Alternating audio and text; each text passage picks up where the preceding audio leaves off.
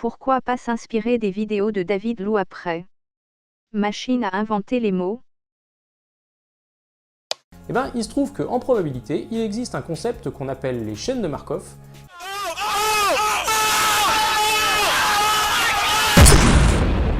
What the f***, man?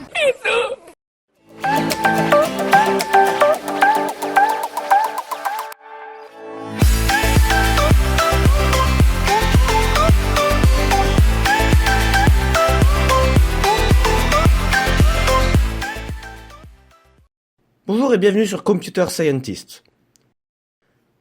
Dans ce nouvel épisode qui vient s'ajouter à la longue série des Coding Challenge, il fallait s'inspirer de la vidéo sur les chaînes de Markov de notre vénérable maître à tous, David Louapre de la chaîne Science Étonnante. Bonjour à tous. Je pourrais ainsi vous demander d'aller la voir si vous ne savez pas ce que sont ces merveilleuses choses, mais dans un souci de rendre mes vidéos toujours plus parfaites, je vais vous l'expliquer moi-même. Une chaîne de Markov est, en mathématiques, un outil qui permet de prédire un état futur à partir d'un état présent, et cette prédiction se fait au travers des probabilités. Cela veut dire que concrètement, une chaîne de Markov est une liste d'éléments qui sont associés à d'autres éléments suivant une probabilité qu'ils ont d'apparaître après. Ainsi, si l'on veut créer une suite de couleurs, on peut définir des règles telles que après le rouge, on a 7 chances sur 10 de mettre du vert, ou 3 chances sur 10 de mettre du bleu, etc. etc.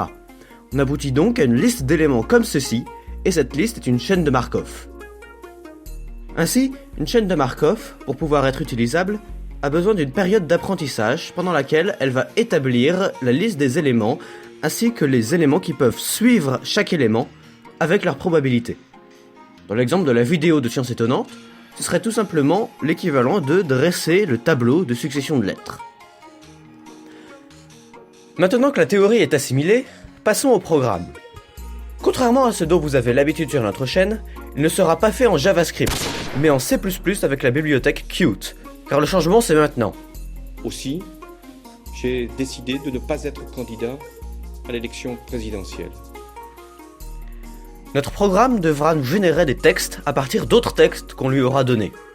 Ainsi, quand on lui demandera d'apprendre en fonction d'un texte, il va l'analyser de manière à trouver tous les enchaînements de deux mots possibles, et il va les associer à la probabilité de les rencontrer.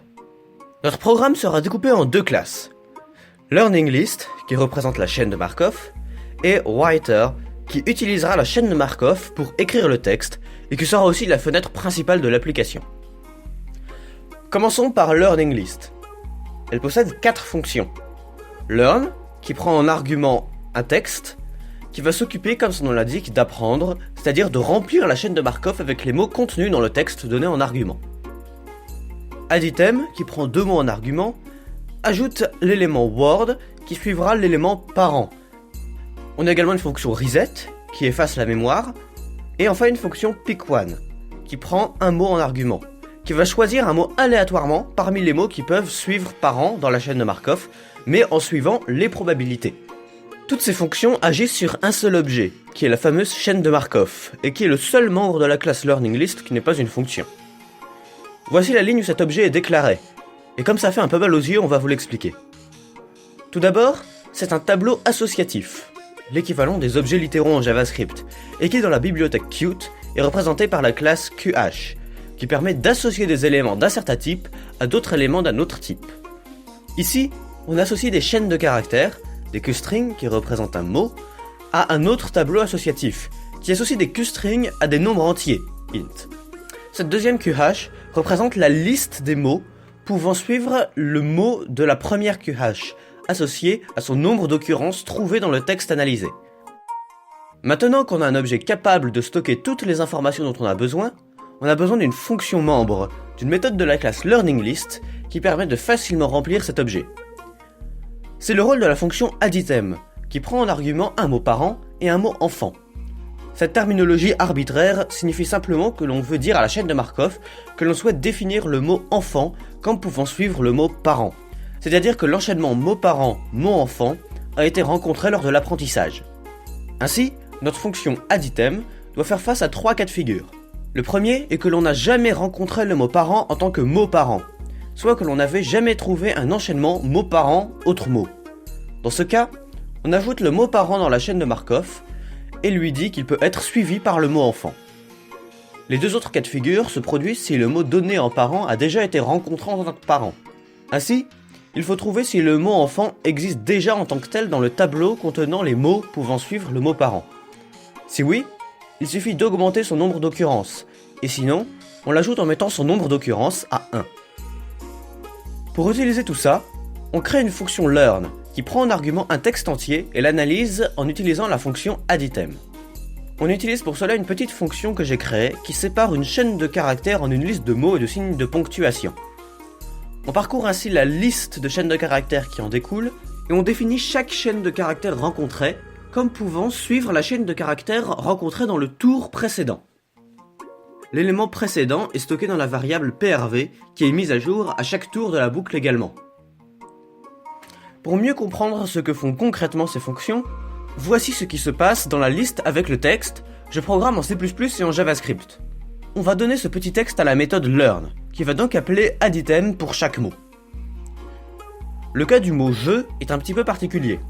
En effet, il n'est précédé d'aucun autre mot. La variable PRV contient donc une chaîne nulle, et on a donc au début addItem, nul, je. Puisque le premier mot d'un texte ne suit aucun autre mot, cet enchaînement chaîne nulle, mot, représente le début possible d'un texte. Ensuite arrive le mot programme. Learn appelle donc addItem, je, programme. Je n'a jamais été rencontré en tant que mot parent.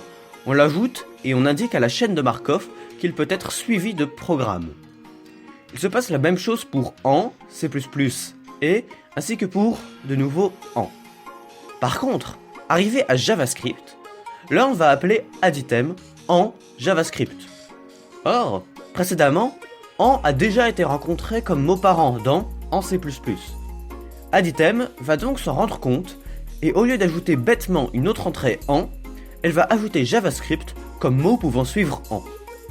Ainsi, le programme s'est rendu compte que le mot en peut être suivi de C++ ou de JavaScript dans la phrase que j'ai donnée. Grâce à la merveilleuse chose qu'est le debugger de mon environnement de développement C++, je peux voir exactement le contenu de toutes les variables de mon programme. Et voici le contenu de la chaîne de Markov après apprentissage. Je vous encourage à faire pause pour comprendre ce que vous voyez, parce que si on n'est pas habitué, la signification de tout cela peut être assez floue. Maintenant que nous pouvons faire apprendre des textes à notre chaîne de Markov, on va pouvoir l'utiliser. Pour ça, on aura besoin d'une méthode qui tire au hasard un mot qui, selon la chaîne de Markov, peut suivre le mot donné en argument de notre fonction, en respectant les probabilités d'apparition. C'est ce que fait notre méthode pick_one, qui prend un mot parent et retourne un mot enfant tiré au hasard parmi les mots suivants possibles, en respectant bien sûr les probabilités. Pour cela, on vérifie que le parent existe bien, sinon on retourne une chaîne nulle. Par contre, s'il existe, on peut continuer. On récupère donc le tableau contenant tous les mots pouvant suivre le mot parent, et on calcule la somme des effectifs, comme on le ferait en traitant une série statistique en mathématiques. On pourrait d'ailleurs dire que c'est précisément ce que l'on fait.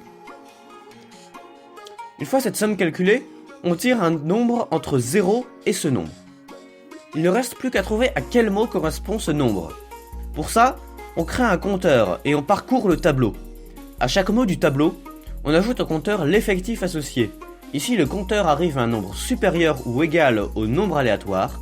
Cela veut dire que le mot correspondant est l'élément courant de la boucle. On retourne donc ce mot-ci. Enfin, j'ai également fait une fonction reset qui réinitialise la chaîne de Markov. Finalement, après avoir fait couler sang et larmes, nous avons terminé la classe LearningList. Il ne nous reste plus qu'à l'utiliser dans la classe Writer. Celle-ci représente simplement une fenêtre et possède deux fonctions. Une qui lit un fichier texte pour le donner à manger à la méthode learn de LearningList, et une autre qui utilise pick_one un certain nombre de fois pour générer un texte. Ainsi, nous avons désormais en notre possession un programme capable de nous générer un texte, et voici ce qu'il est capable de générer. Ici, il a appris avec le billet de blog de Sciences étonnantes sur les chaînes de Markov, ou aussi sur l'article Wikipédia concernant l'édit de Nantes. Préparez-vous pour ce moment de poésie intense.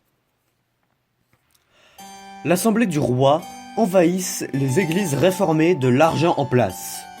Suppression de la Prusse.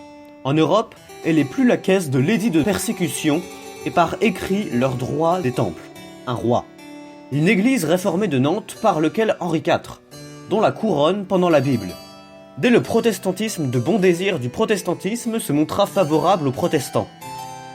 1675, moyennant une fois de l'enseignement aux baptistes du lieu, jugé trop bien, clé pour des résultats limités.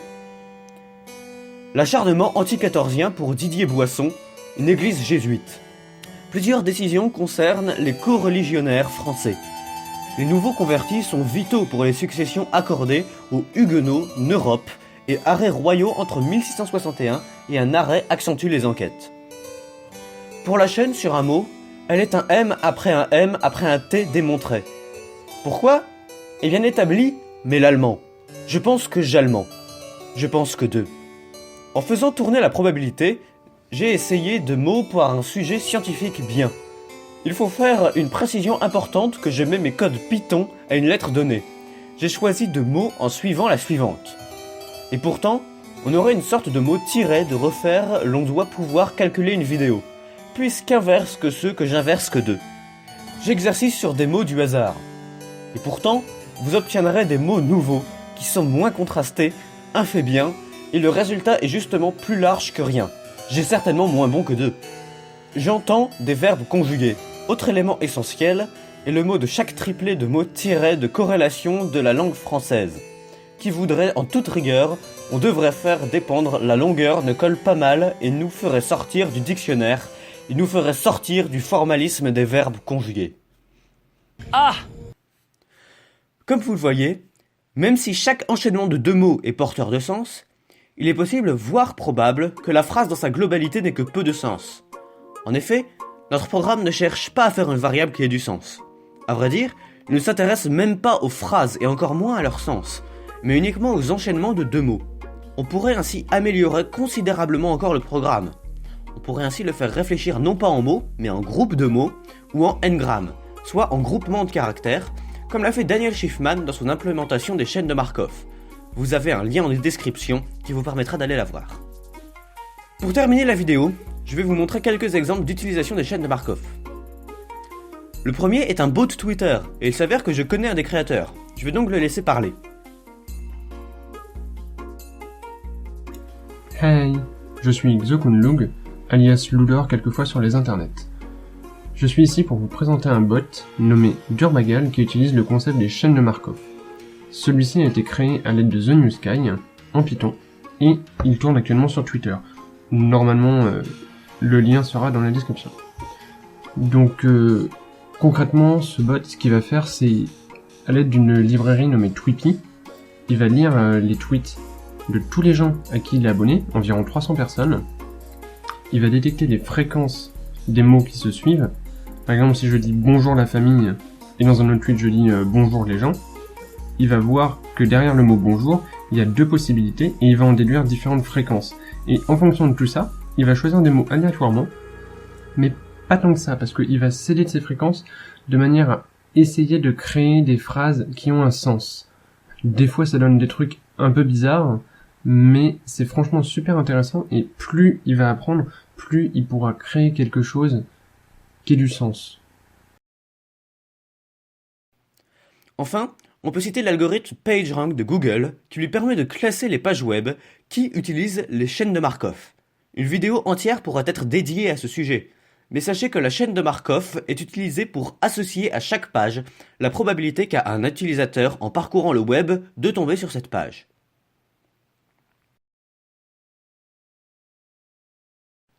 C'est la fin de cette vidéo.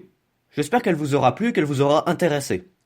Vous retrouverez en description plein de liens utiles, notamment les vidéos de Science Étonnante et de Daniel Schiffman sur le sujet, et le lien du bot Twitter.